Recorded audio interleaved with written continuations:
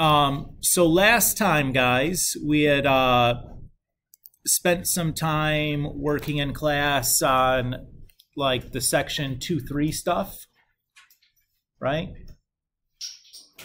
We did those problems together in class that were content from sections 2 and 3. I need to turn this on. Do you guys still have remaining questions from those homework sets? Mackenzie? Yeah, I do. Yeah. Yeah, take your time. We're not in a rush. How about you, Blake? You got some questions and stuff? No. I feel very holistic. Good. Mia?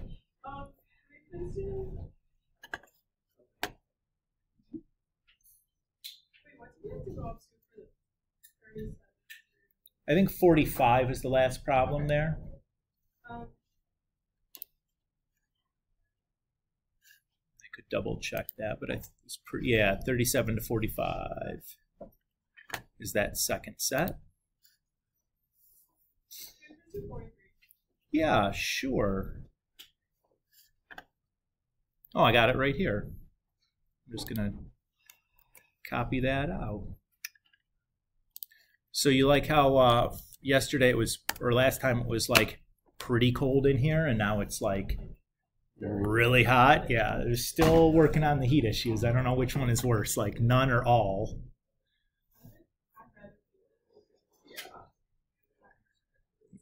Okay. Like, yeah, when it gets colder, you can just throw on more layers, but like there's a finite amount of layers that you can take off. You say that, but you don't come to school in a skirt. That's true. So, well, I don't think that's part of the dress code, unfortunately. No, I don't think so either, but yeah, you roll those pants up or something. All right. So first thing we'll do, Mia, is I'm going to generate a picture for this. I'm going to do that electronically. Are you cool doing that? Again, this one shouldn't have been too terrible to have done by hand, but yeah, well, I mean, this is, yeah, I mean, like I look at it, I see hyperbola and I see line. And then, oh, we have x equals negative. Okay. So here's our picture. Let's drop that in.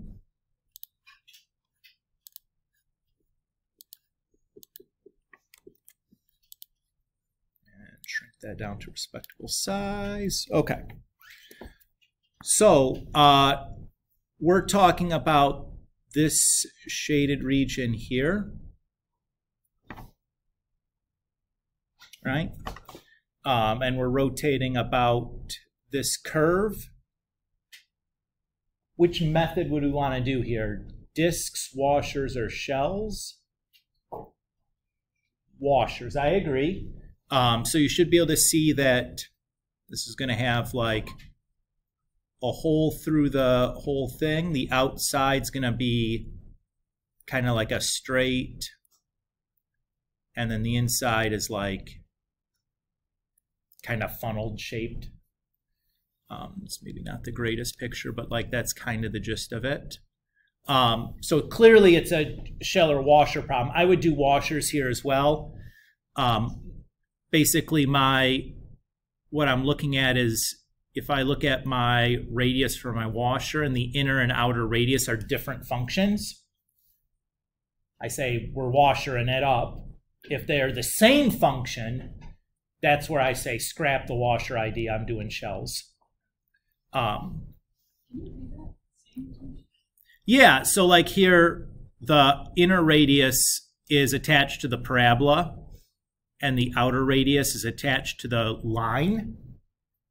So since those inner and outer radii are this different functions, I think that washers will work well in this situation. If you had something like, you know, let me get out of there.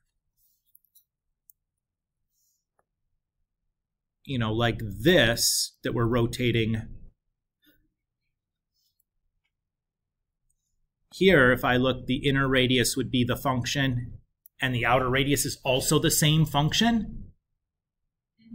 That's a problem for setting up a washer problem, right? Because how do I ensure that when I talk about the outer radius, I'm talking about that other point on the second half of it rather than the first half? Like, that's really difficult setup-wise. We don't want to mess with that as a washer problem. That's a shell problem. Does that, you kind of see that? And that's kind of your classic example. Okay, so for setups here, we're going to be integrating with respect to y. Very good. Since it's a vertical axis of rotation, we're doing a washer problem. So my y coordinates go from 0 to this one, right? Looks like it might be 3. How would we check, though? Yeah, we're going to solve that system for y. So I'm going to take the linear equation and get the x by itself. Oops. And then we'll plug that into the polynomial, or the parabola, the quadratic equation there. And now we're just going to solve this equation. So we'll FOIL out the right-hand side. And we'll move everything to the other side. And factor the greatest common factor of y.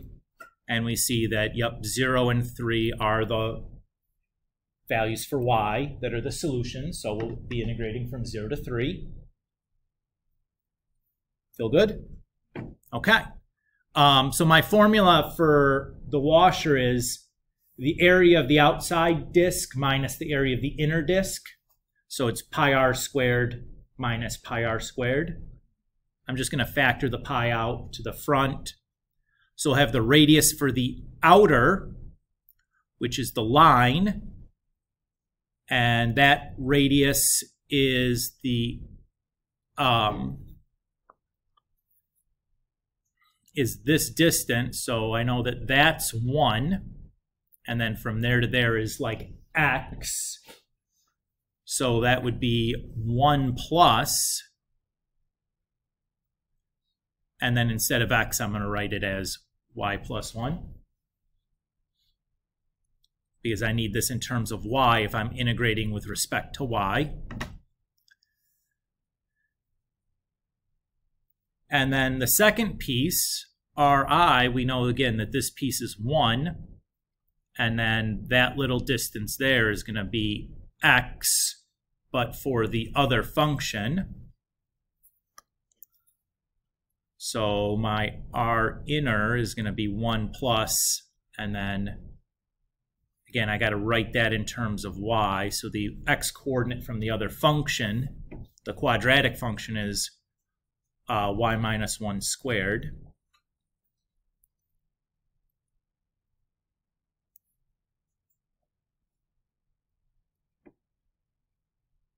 So there's my setup for the volume.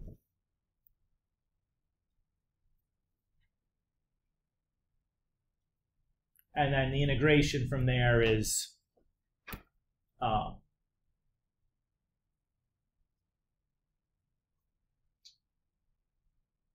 something you guys are cool handling that, right? It's just been the setups that we've been worrying about right now. And I'll tell you, I've been putting together the test for this chapter, and for the most part on these kind of problems, it's going to be set up, show the setup, and then use your calculator to just find the solution. In the interest of having something that's doable inside of a class period, I'm not going to tack on like an extra 5 to 10 minutes of problem, like grinding through some of these integrations, which are sometimes not inconvenient, but like this is just like a lot of stupid foiling and then like regrouping, and you have to be careful, and it's just like it takes a while. But we'll just use the calculator to kind of knock those out in the test. Mackenzie. 6.325? Yeah. Sure.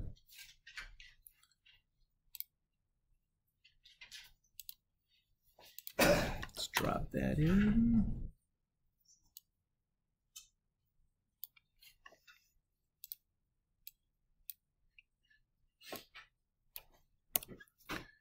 All right.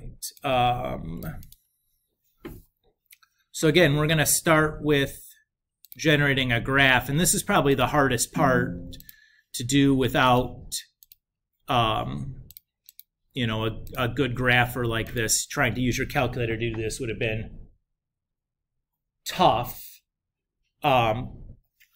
particularly to graph x equals square root of sine y, right?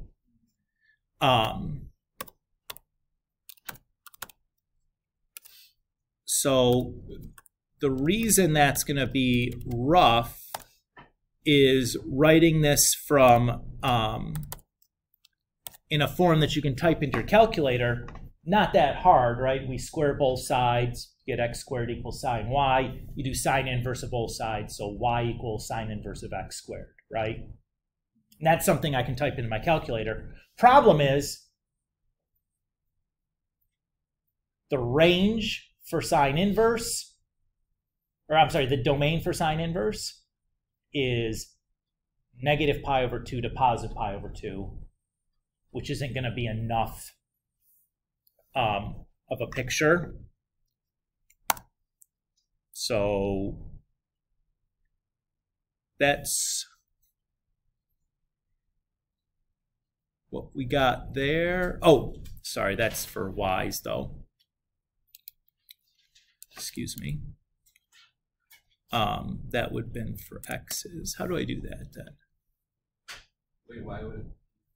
Well, when I do this, it's giving it a range of x values to plot over. Oh. Okay. So yeah. I want to do that. Okay, so it's just giving me a bunch of these. All right, that's fine.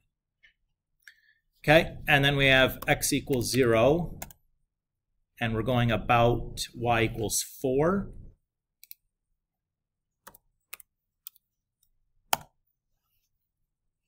Okay.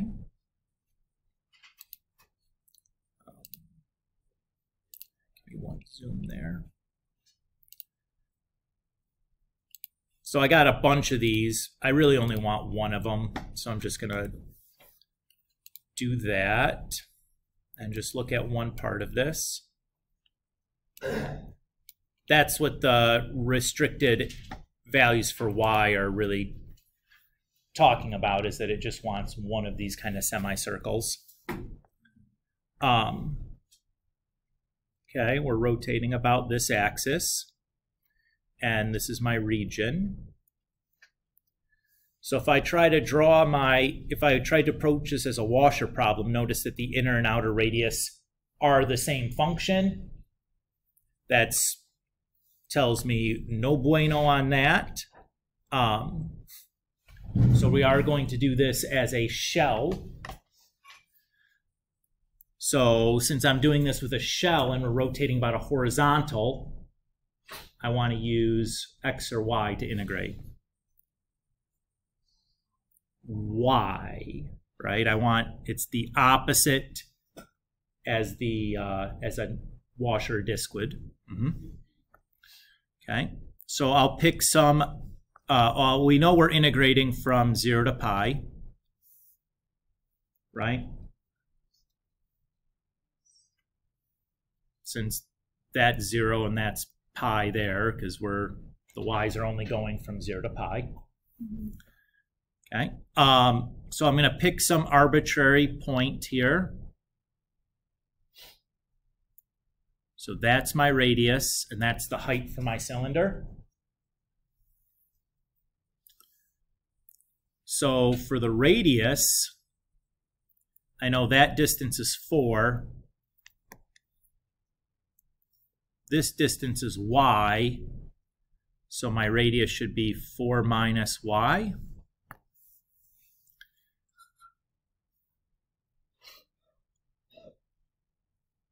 So we have 2 pi times 4 minus y. And then the height for my function is the x coordinate, which is square root sine y.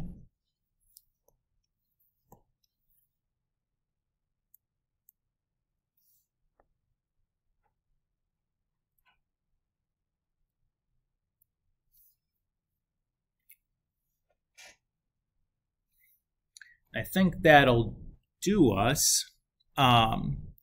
Notice that if you try to do this integral by hand, it's going to be quite difficult. Why is that the case, or why are we not worried about it though? The directions ask you to use your calculator. They don't actually anticipate you trying to do this by hand, because this is one, quite frankly, we don't know how to do by hand with what we've covered so far. When you distribute things through y square root sine y, to integrate that, what's the antiderivative of that going to be? Well, u sub's not going to get me there. I don't know what else to do. So, don't be so scared if you see something like that you're just, I don't know how to do the integral of that. If it's a problem where you're supposed to be using your calculator anyways, it's okay. The calculator can handle it. Again, it just has an approximation engine built into it to approximate these things. Blake? So if this kind of problem were to be a test question, how would we be able to accurately graph that? I mean, obviously... I would probably give you a graph for something like this. Okay. Yeah, if it's going to be like, what in the world does that x equals square root sine y look like? If it's like, you know, lines or parabolas or circles, I think those are kind of fair game. Okay. But if it was something like this convoluted, right, like, that's rough. Yeah. That's rough. Also, speaking of graphs, I talked to IT, and Graphmatica is a paid service. I have the this is free that I'm using. Or you have to pay like $50 a month. Like some of the past like that. Weird. So, I don't know. Yeah. Okay. Maybe it's for like a school license or something for it. They want, the company wants it. I don't know. I downloaded a free version a million years ago. Bummers. Maybe check your checking account in case it's not a secret charge. Yeah, that would be sad. It would be sad. All right, Mackenzie, are you happy with what we did there? Okay, you're welcome. All right, so let's talk about section 6.4 now. So those of you that are in physics, this should come as be easier for us. Those of us that aren't in physics currently, we'll get you caught up. It's not that big of a deal. In comparison to what we've been doing, this is quite easy. So in 6.4, what we're going to be talking about is work. Those of you in physics might recall Newton's second law, that force equals mass times acceleration. Or if we want to write this in a more calculus-y sense, we'd say force equals mass times the second derivative of position, which we know is acceleration, right? So work then is just the amount of force applied over some distance. So basically work is force times distance. The unit of measurement for force is something called a Newton. Distance we'll measure in meters. So the result of force times distance is a Newton meter, which we refer to as a joule. So all of our answers for these work problems will be in joules. That's our unit. So far, so good. Okay. If you're not a physics person, like, holler at me if some of this is, you know, unclear or whatever. All right, so let's look at a couple of examples here. So it just says, how much work is done lifting a 1.2 kilogram book off the floor to put on a desk that is 0.7 meters high? Use the fact that acceleration due to gravity is 9.8 meters per second squared. So I'm going to start by calculating the force required to move this book. Force is mass times acceleration. So that's 1.2 times 9.8. And then work is force times distance. So that's the force is still 1.2 times 9.8. And the distance is 0.7. So I just multiply that stuff together and we're done. And you're going, Mr. Kulik, where is the calculus? Because that looks like just putting stuff into a formula and doing algebra. Physics students, can anybody tell me where the calculus happened or why we didn't need calculus here?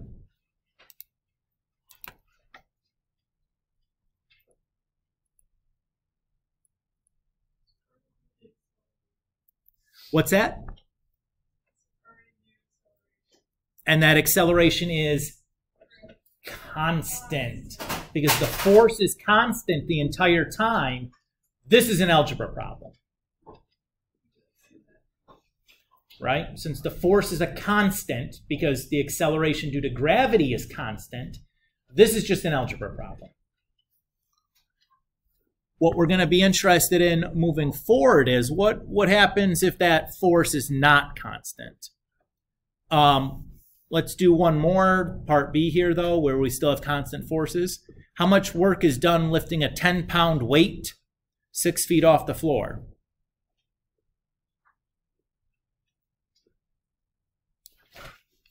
What am I doing with that?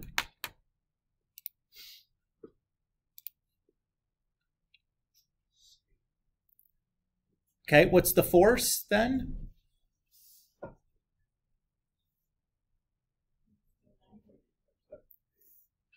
No. What's the force, physics students?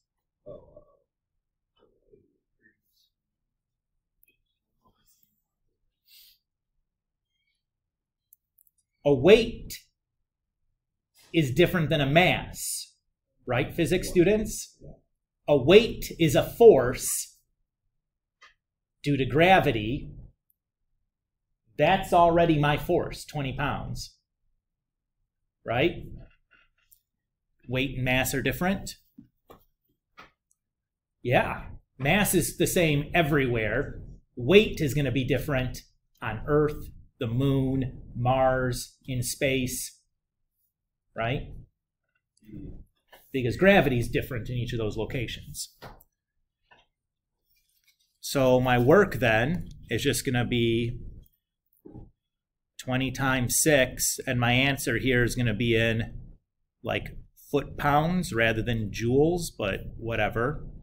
We'll just go with that. I'm not going to make this a big unit conversion mess to get an answer in joules. Let's just leave it as that.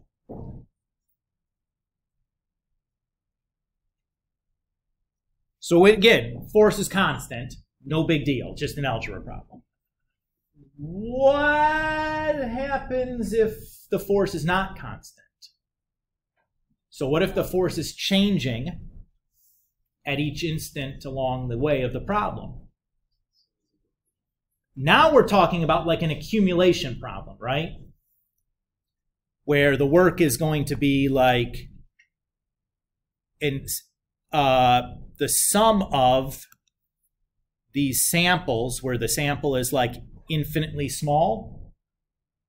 So you're just looking at, you know, how much work did it take to move like this infinitesimal, this infinitesimal, this infinitesimal, all the way, and we're going to add them up since the force is changing at each instant, right?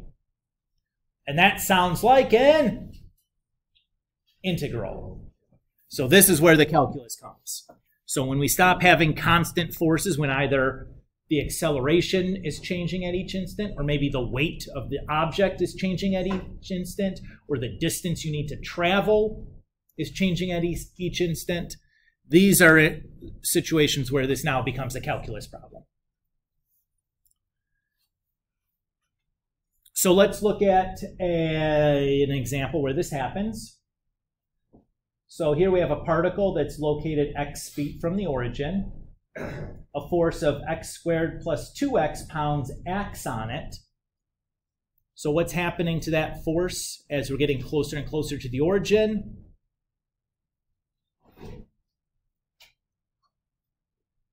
It's decreasing, right?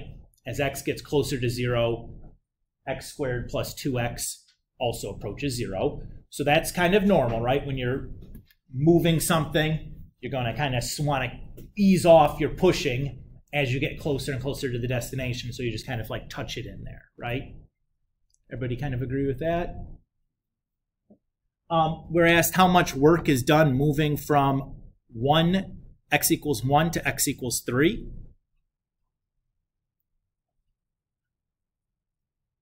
Well, that's going to be the integral of our force function times our distance, which is just our change in distance is going to be dx in an integral setting. That's it. That's the setup. Nothing tricky, right? So this, we do our antiderivatives. We have x cubed over 3 plus x squared, evaluating from 1 to 3. And we get 9 plus 9 minus 1/3 minus 1. And that's going to be what? 16 2/3.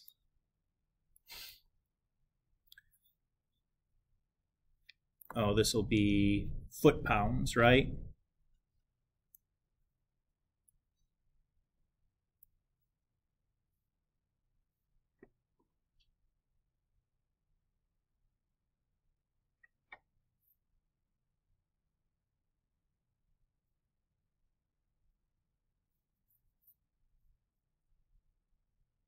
Everybody okay with y foot-pounds? Okay. Just have to make sure reading the units, right? So I'll say work equals. Okay. A common scenario in this kind of a problem is using springs, right? Because if you think about a spring, it takes more force to compress this. The more compressing you're doing of the spring, the more force you need to load onto that spring to compress it. Everybody agree with that?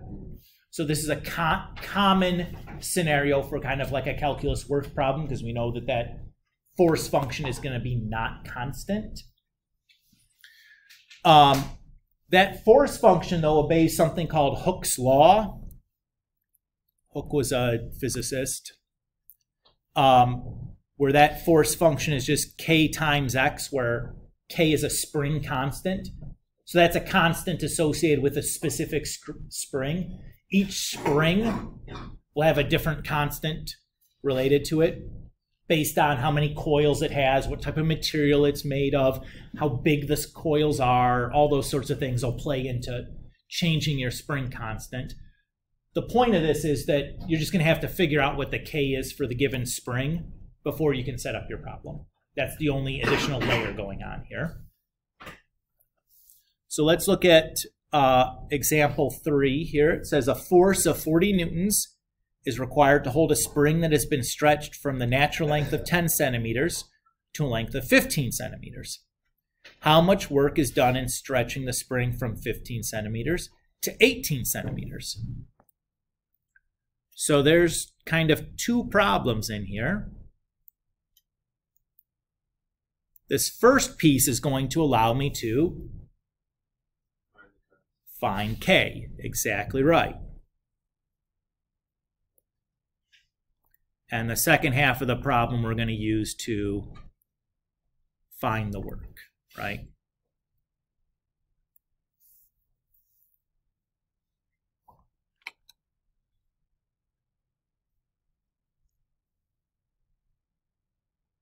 Okay. So far, so good? Okay. All right. So here, my change in x is going to be 5 centimeters. Now, what do you suppose that I'm going to do units-wise now? What is my force written in? Newtons. What length unit am I going to have for the units to work out if my force is given in newtons? Meters. So we have to be careful about that.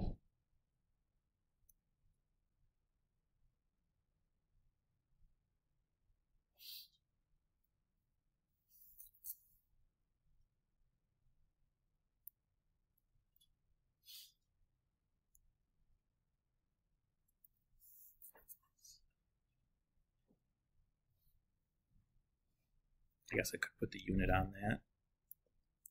So we divide both sides by 0.05. And we get that K is 800.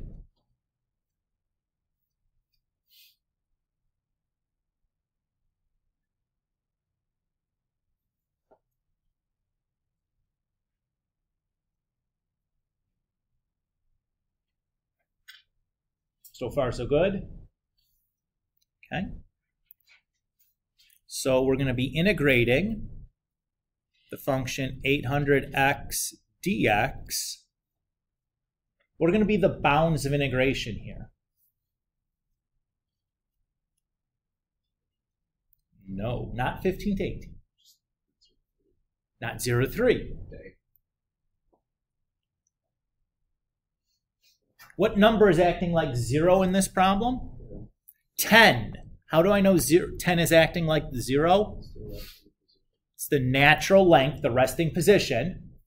So here we're really going from like 5 centimeters to 8 centimeters.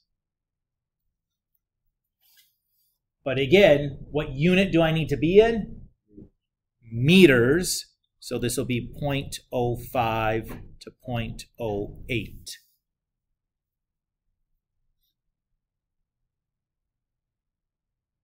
Is everybody cool with that?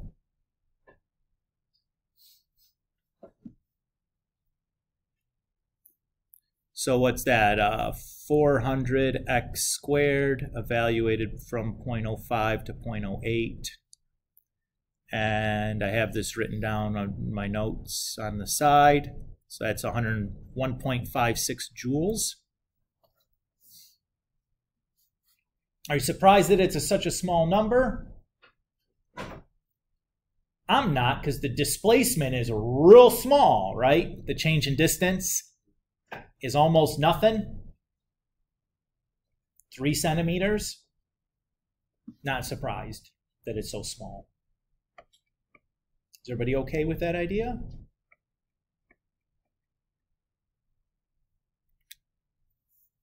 Okay. Let's do a couple more and then we're going to be done. So again, short section, that's okay. There are all these kind of application problems, so it's nice to just be able to go slow and kind of talk our way through things. All right, so here we have a 200-pound cable that is 100 feet long that's hanging vertically from the top of a tall building.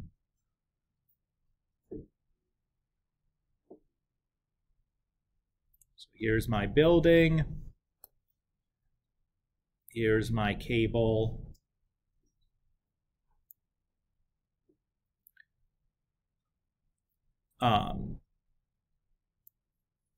So that's like 0 up there if we're kind of embedding this into an XY axis.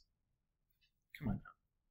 It's like, is the bottom of the cable, is it like the cable itself is 200 pounds, so wouldn't it get lighter as you pull it? Exactly right. So that's why this is not a constant force application, right? Because each time you pull a little bit of the cable up, the remaining cable that's hanging below is lighter than it was previously. Everybody's cool with that? Okay. So, what is my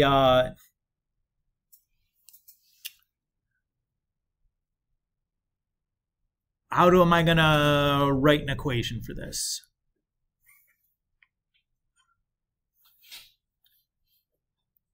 Well, I know integrating it's going to go from 0 to 100, right?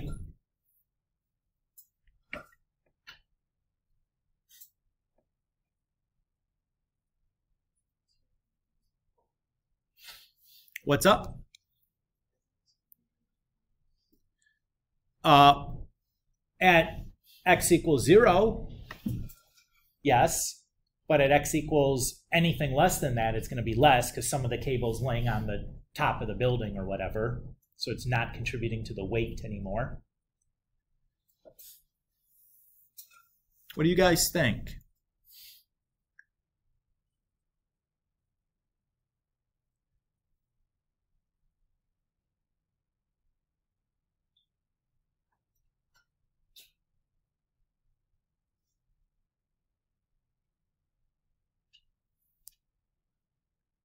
So let's just say that, like, for the sake of argument,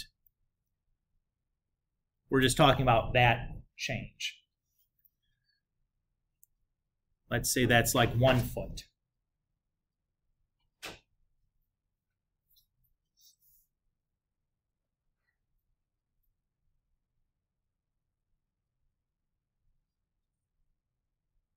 How much weight of cable did we pull up? Well, how much weight of cable is now sitting on the top of the building? Let me rephrase my question. 2 pounds, right? How did you come up with 2 pounds?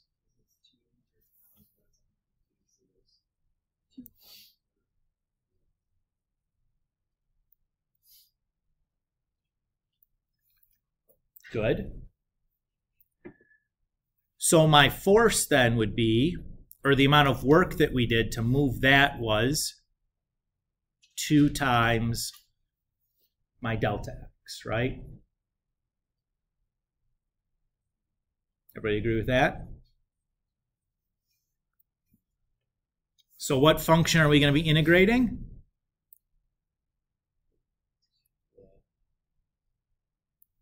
To x dx.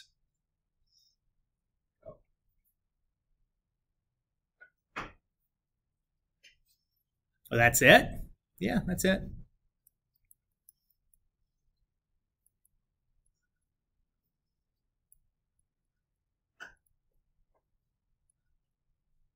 And this would be foot-pounds.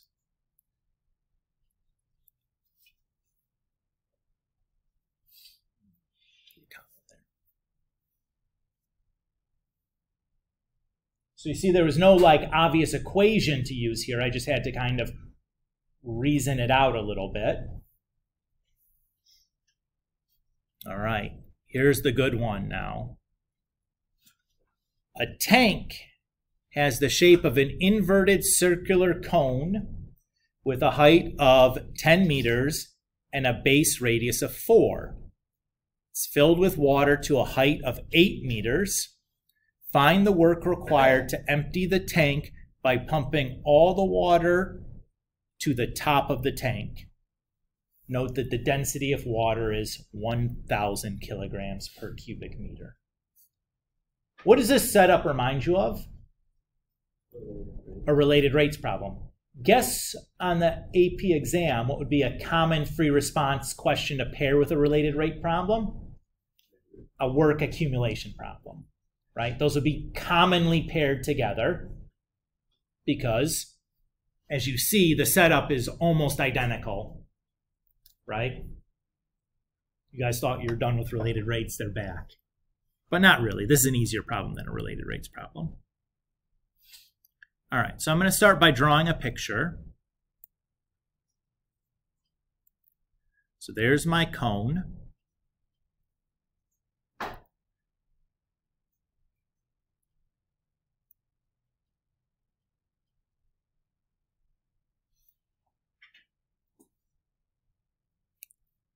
And I'm going to put a subscript on this because that's the height of the cone and the radius of the cone.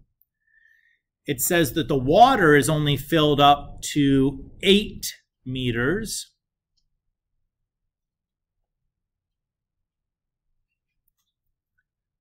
So the height of my water is 8.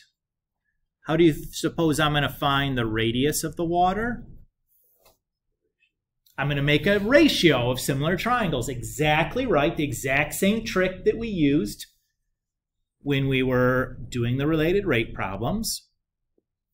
So I can say like radius of the cone over height of the cone equals the radius of the water over the height of the water. So the radius of the water is going to be radius of the cone times height of the water divided by height of the cone.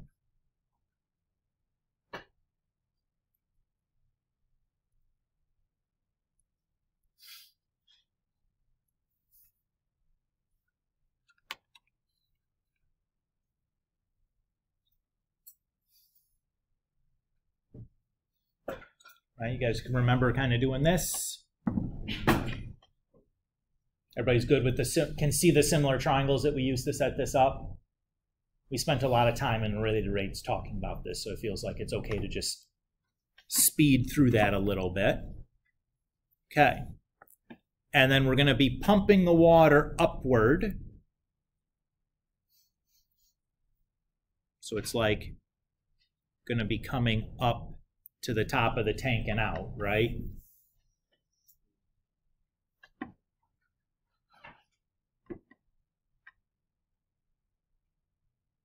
So there's going to be two things that are going to be kind of changing at each instant, right?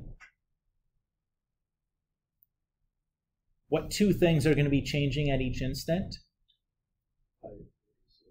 So the amount of water we're pumping out, right? Because each circle at the top of the cone is going to be smaller and smaller as we go down. So we're going to be pumping less and less water at each infinitesimal. And then the height, the distance we have to pump that water is going to be increasing at each instant, because as I pour a little pump a little water out, the water level is going down and down and down and down and down. Everybody's okay with that? Okay.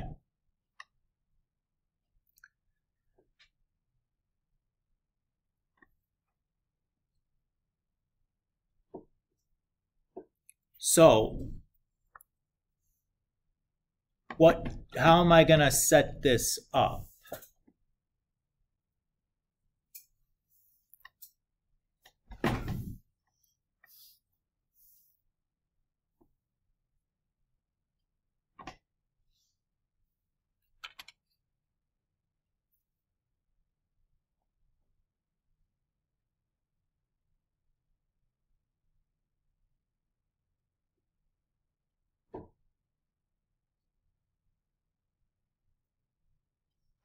So the first thing I'm going to need is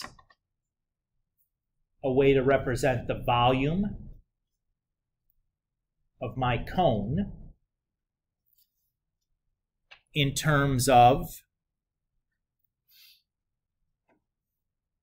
or volume of the water, I should say, in terms of which variable, R or H. I want H.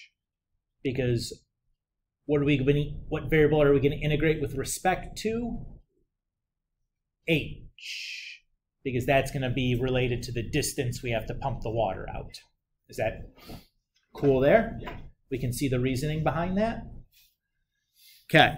So I know the volume of a cone is 1/3 pi r squared h. We should put those in there.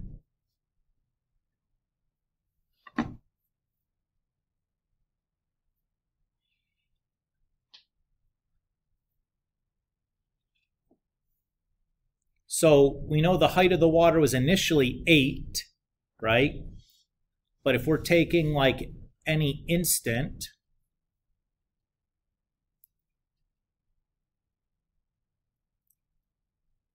how can we relate that height to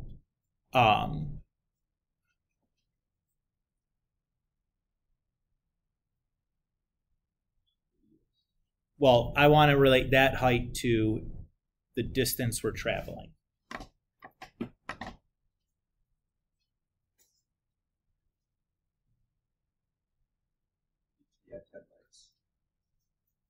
Right? Okay.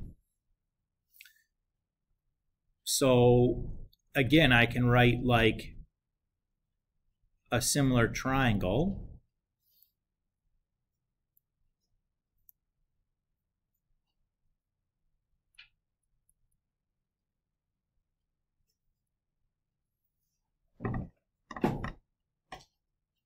Just like this, right?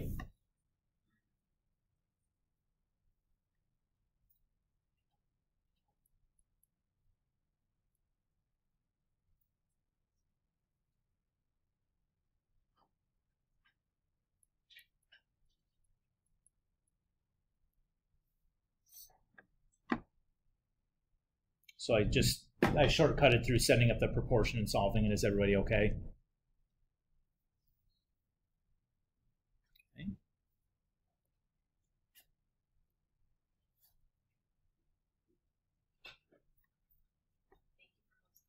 Yeah, you're welcome.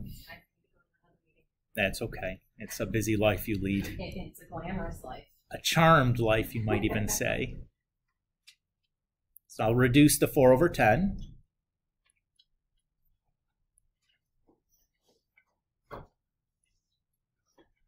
Write that as squared.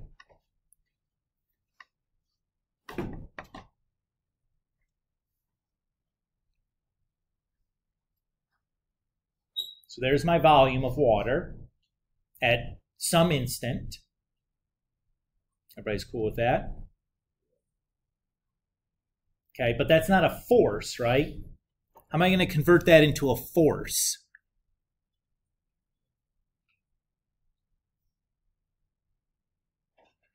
I need to figure out how much mass this is.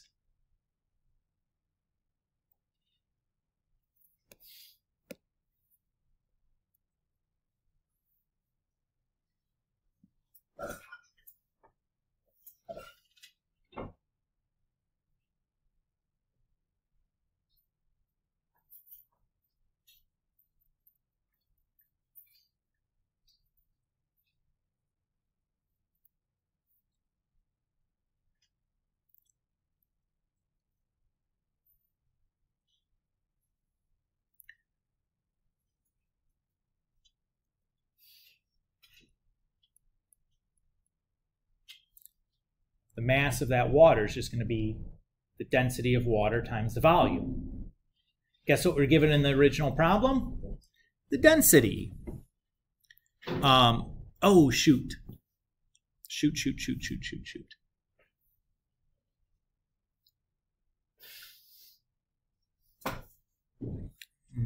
How do I want to say this? We have one little problem here. I made a mistake. It's a small mistake. That this volume of water we're talking about isn't a cone. It's a cylinder, right? Because if we're kind of building this out, I'm just taking like a little cylindrical slice there. Is everybody okay with that? So I'm just going to dump the 1/3 in the front. That's the only change I need to make because it's a cylinder. Is that okay? Yeah, I think it's just a series of pictures. Yeah, we're just taking a bunch of cylindrical slices of water and pumping it up. That's the idea. Exactly right. So this is 1,000, and that unit was kilograms per meters cubed. And the volume of our water was in, everything we measured was in meters. So we're good, right? So this will be meters cubed, so that's great. So the mass of the water is just like 1,000 times the volume for the water. Okay, and how much force is that creating?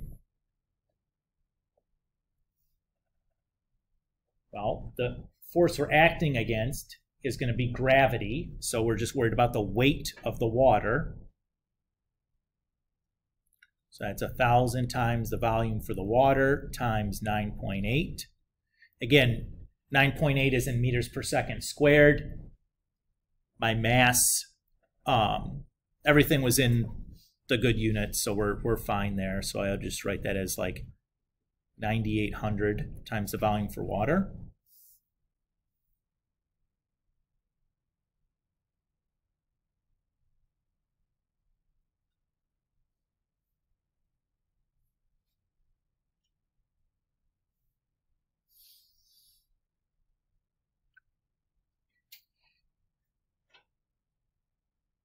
Everybody's okay there on the setup so far? Now that we have our force function in terms of the height of the water, we're going to be integrating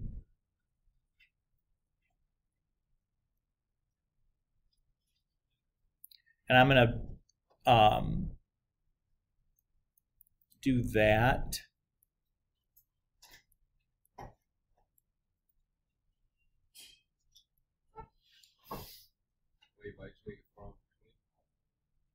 did the squared Oh, okay. to that. Since I'm going to want to pull all those constants out at some point to do the integration.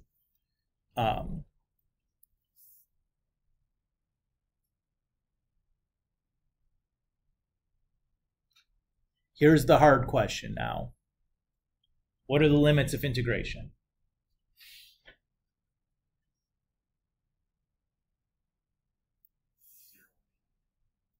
It's not 0 to 8. It's not 8 to 10. It's not 10 to 0. Oh, is it 8 to 0? It's not 8 to 0. Yes, but those aren't the numbers. It's not 0 to 2. You're getting closer. It's 2 to 10. Why is it 2 to 10? Okay. Remember, what is this related to? That's our like HI is that, which starts at 8. So what does H start at? 2, right? And when we get to the very bottom, what is this height? 0. That has to be 10 minus 10.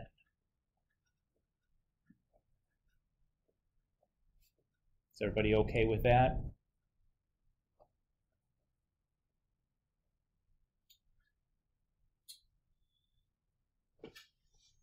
So think about it initially. When you first start pumping, how far do you have to pump the water? 2 feet or 2 meters, right? That's the start. At the very end, how far are you pumping the water? 10 meters, because that's the height of the cone. So 2 to 10. Shoot. Think about it that way. Is that easier? Right? So that's all. That feels easier, right? More intuitive.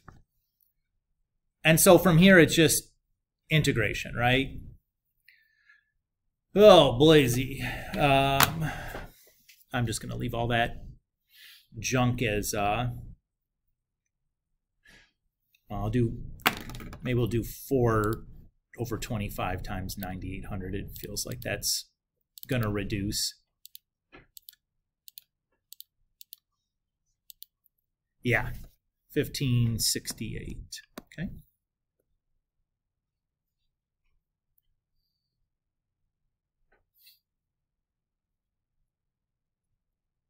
This work, but on Fridays could be on. No, just volumes of revolutions and like areas between 2 curves. Huh? We'll talk about it here as soon as we finish this example. I'll give you all kinds of details about what to expect. All right. So this is, there we go. How am I going to do that integration?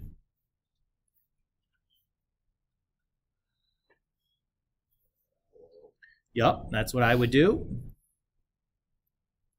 So I'm going to FOIL and distribute at the same time. Everybody's cool with that? So h cubed minus 20h squared plus 100h.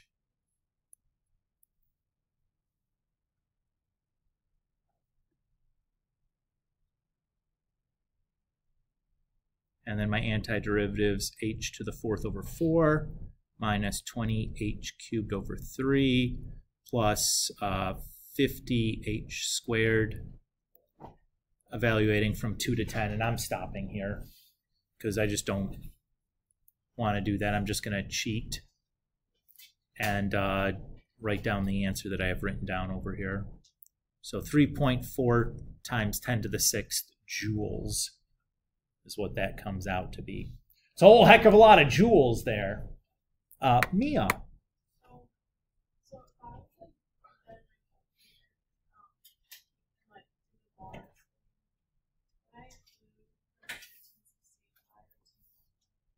It doesn't matter. You could write it inside your function, where it's inside the integral, or you could leave it off and you do 1568 times the integral of. Either is okay. You'll get should get the same answer either way. Which is nice, right? Like, yay! So this section, again, the actual calculus pieces, pretty easy. The hardest part here was setting up the problem. Much like the previous ones, you kind of get the feel for, okay, if it's this kind of a problem, the setup just kind of always looks the same-ish. So I think I have, what do I have for you guys? A handful of problems here to try. So 4 through 6, 9, 15, 21 to 23, or 19 and then 21 to 23. So just a handful, not too bad. Many of the setups initially are quite quick, right? Like we saw the initial problems were like, woo, it's really easy. I like this. All right. So let's talk about what to expect for the homework quiz on Friday, right? We have a few minutes to do that. So what you're going to get for your homework quiz on Friday are free response questions from previous AP exams. You get 2 of them. We'll take the entire class period to work on it.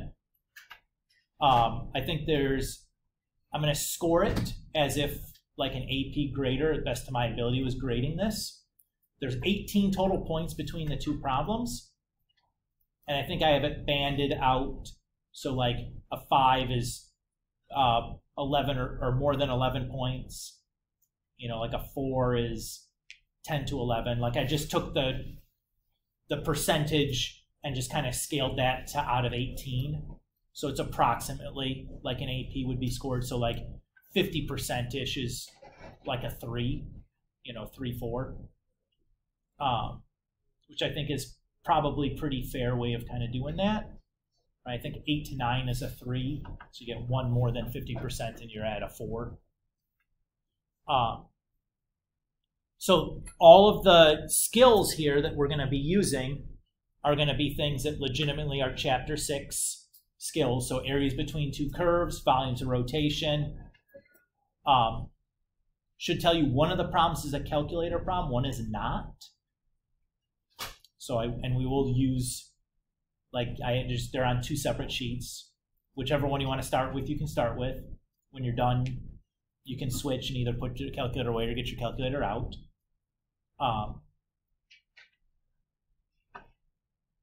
So we're given a graph for the no calculator section. Probably, yeah. Okay. And can we use decimals? No, but I don't think you'll need it, to be honest with you. Like when I did these, there was nothing I needed to like generate a complicated picture of that couldn't have been done on my calculator. Okay. So I think that in that regard, it'll be fine. Okay. And again, I don't want to give you too much detail because some of the questions are things that will be like the first time you're hearing something phrased in that kind of a way or that kind of a question involving what you're doing. But that's going to happen on the AP exam as well, right? So think about it as some practice. If the scores are poo-poo terrible, Mr. Gula can make adjustments from there. It's not the end of the world. It's mostly to like, here's something that we don't have to take anything home with us over the break with, and it's like legitimately good practice, and that's worth something. So you're incentivized to try, reasonably hard on it. If you get stuck on stuff, you can come and talk it out a little bit with me. Depending on how much you bring to me, and give how much I give back to you, kind of thing.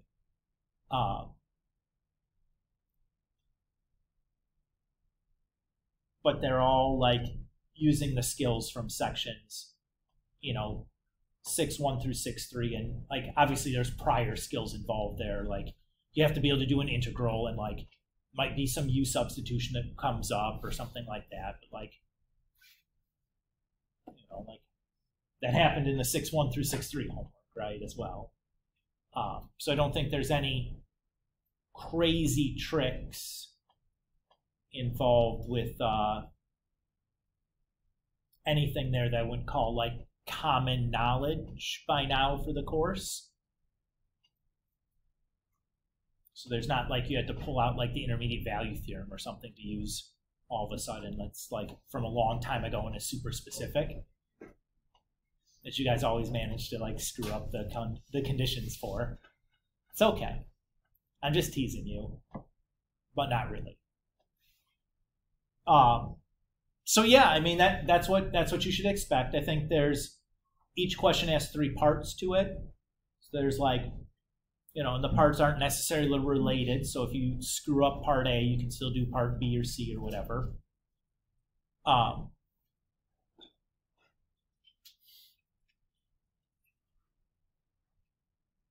Yeah, do you want? I mean, we can talk more about it than that, but that's the gist of it.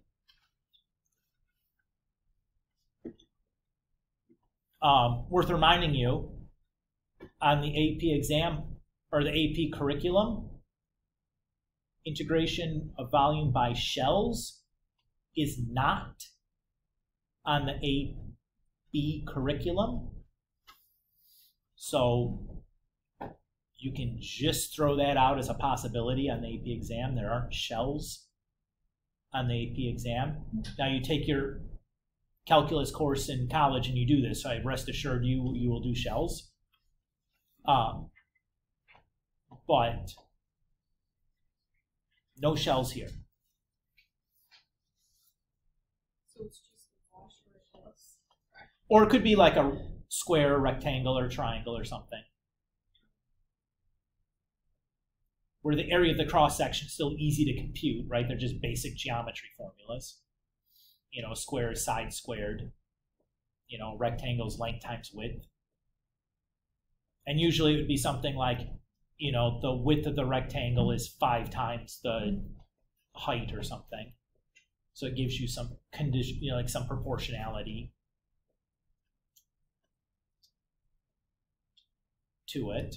Or it's a triangle, like 1/2 base times height, like a right triangle or an isosceles triangle or something.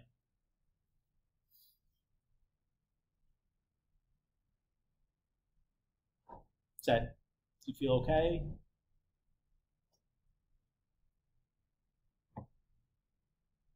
Oh, excuse me.